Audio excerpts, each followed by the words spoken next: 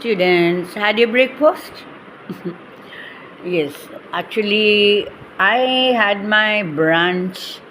Brunch means not in the morning 8 o'clock, not at noon 1 o'clock, in the middle 11 o'clock, 11:30. At a time, one food item, அதாவது காலையில் தோசை. அது சொல்லுவோம், நமக்கு மாத்திரை மருந்தெல்லாம் இருக்குது, அதுக்கேற்ற மாதிரி காலையில் சாப்பிட சொன்னாங்க, அதுக்கு சாப்பிட்டுட்டு தான் சாப்பிடணும், அதுக்கு சாப்பாட்டுக்கு முன்னால் சாப்பாட்டுக்கு பின்னால் அதெல்லாம் சொல்லணும்ல. ஆனால் நான் என்ன பண்ணுறேன்னா, ஆக்சுவலாக அது கரெக்டு தான். ஆனால் சாப்பாட்டுக்கு முன்னாடி சாப்பாட்டுக்கு அப்புறம், மத்தியானத்தில் சாப்பாட்டுக்கு முன்னாடி சாப்பாட்டுக்கு அப்புறம் என்ன சாப்பிட்றோமோ அதை மட்டும் கொஞ்சம் எடுத்து வச்சுட்டு சமைக்கிறோம் அப்படின்னா, அதை ஒரு நான் பண்ணுறத சொல்கிறேன். எனக்கு வெயிட்டெல்லாம் கம்மியாக இருக்குது.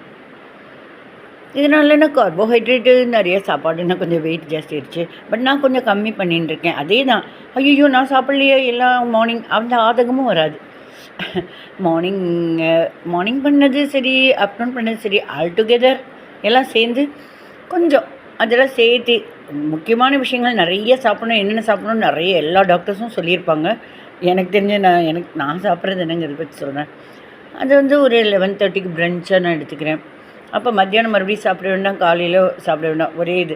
அப்போ அந்த அளவு தான். அது 2 அளவாக 3 அளவாக இருக்கிறத ஒரே அளவாக நம்ம ஸ்ப்ளிட் பண்ணிக்கிறோம். ஸ்ப்ளிட்டாக இருக்கிறத ஒரே அளவாக இது பண்ணிக்கிறோம். அதான் சரிங்களா. அதனால் வந்து எனக்கு வெயிட் ரெடியூஸ் ஆகிருக்கு. காலையில் ஏதாவது பண்ணினாங்க, பொங்கல் பண்ணினாங்கன்னா அது துளியோண்டு மத்தியானம் சாப்பாடத்தோடு சேர்த்திக்கிறேன், அவ்வளோதான் தேவைப்பட்டா. சரி, மத்தியானத்துலனாலும் அது காலையத்தோட துளி எதனா வேணால் சேர்த்து ஒரே ஒரு வேளை.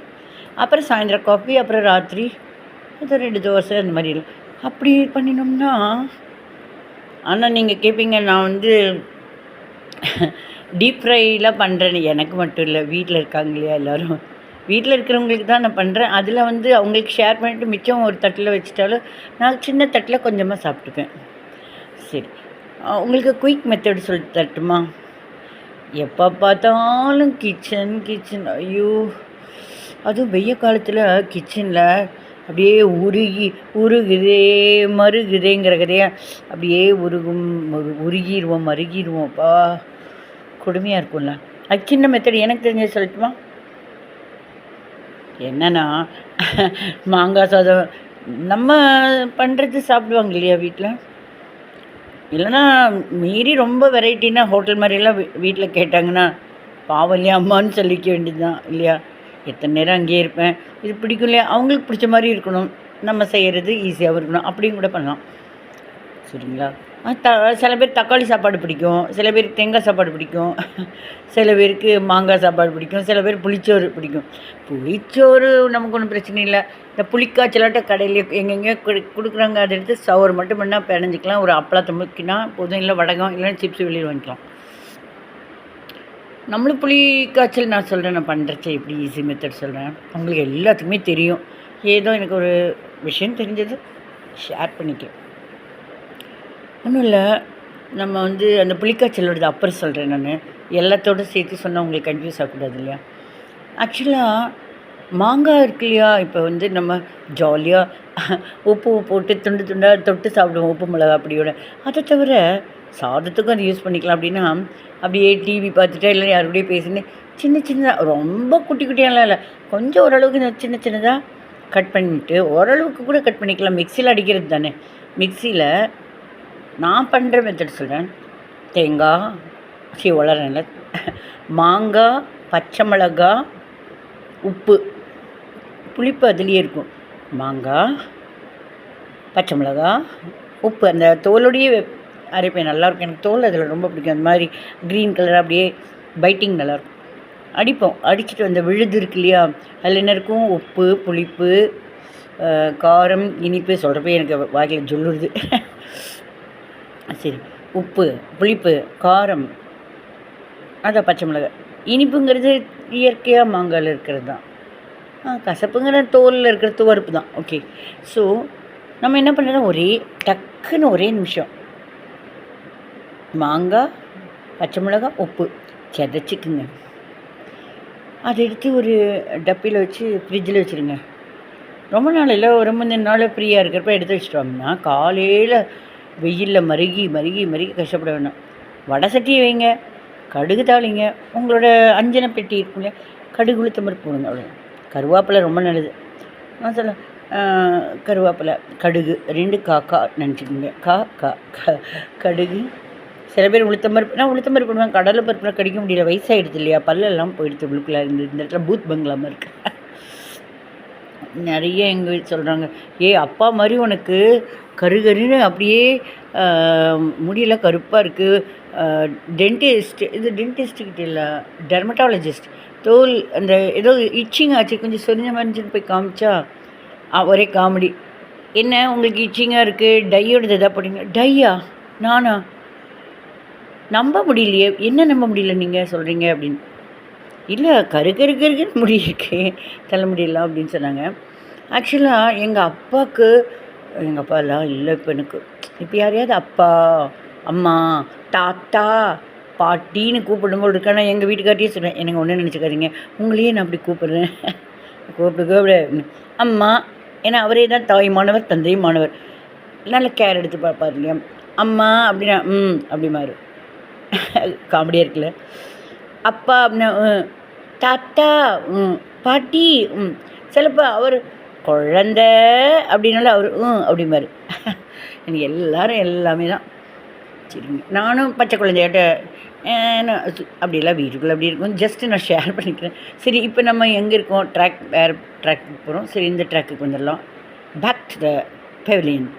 சரி, நம்ம பேக் டு த ட்ராக்குக்கு வந்துடலாம். என்னென்ன சடன்ஸ் தெரியும் இல்லையா.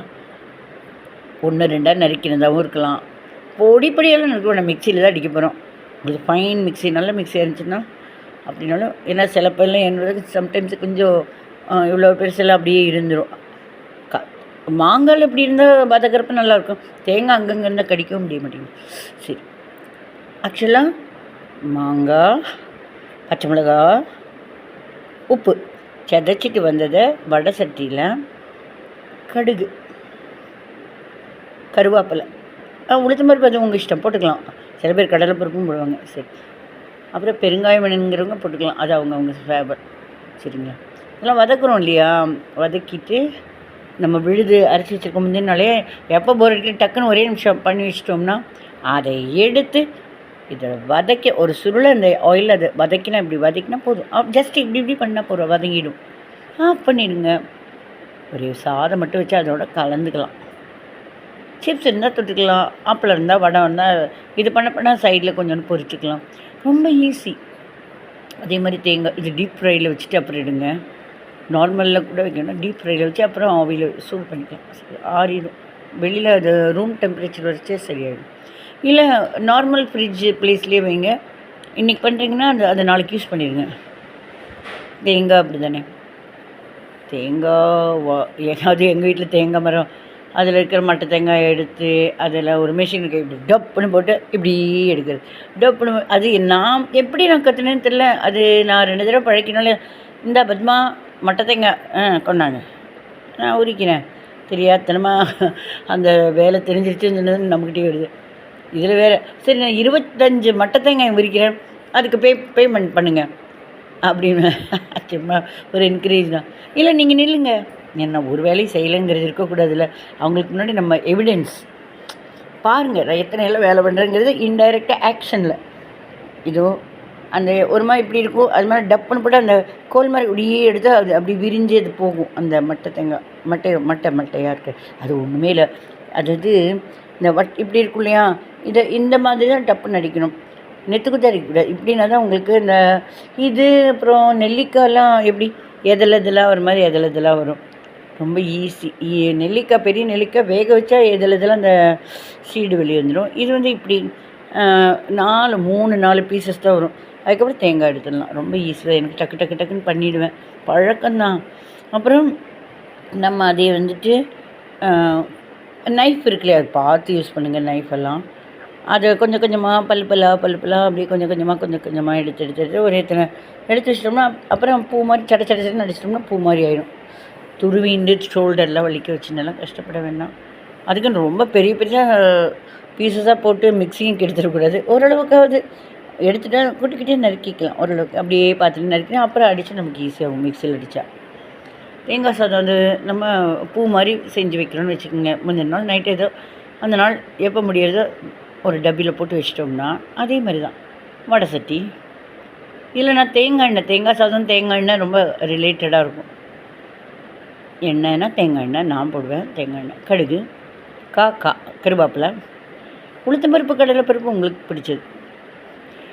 இப்போது அதுலேருந்து அந்த பொடியாட்டம் இருக்கு இல்லையா தேங்காய், அதை பச்சை மிளகா, உப்பு, தேங்காய், அதை பச்சை மிளகா, உப்பு, மாங்காய் ஒன்று மட்டும்தான் மாறுது. மாங்காய் தேங்காய்ங்கிற இடத்துல தான் மாறுது. அது இது பண்ணிவிட்டு அடிச்சுட்டு வந்ததை இதில் வதக்கணும்.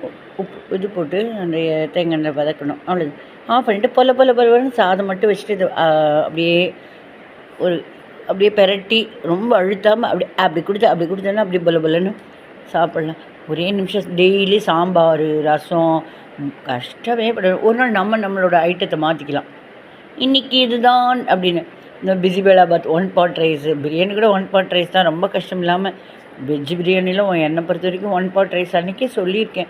முடிஞ்சதுன்னா நீங்கள் என் ஃபேஸ் பார்த்தா உங்களுக்கு ஏதோ விஷயம் அங்கே இருக்குதுன்னா நீங்கள் கிளிக் பண்ணி பார்க்கலாம். நீங்கள் பிடிச்சதுன்னா யூஸ் பண்ணிக்கலாம். நான் இப்போ சொன்னதெல்லாம் கரெக்ட் தான். ஏதோ சொல்ல வந்து ஏதோ முடிச்சிட்டேன்னா பார்த்துக்குங்க. கரெக்ட் தானே?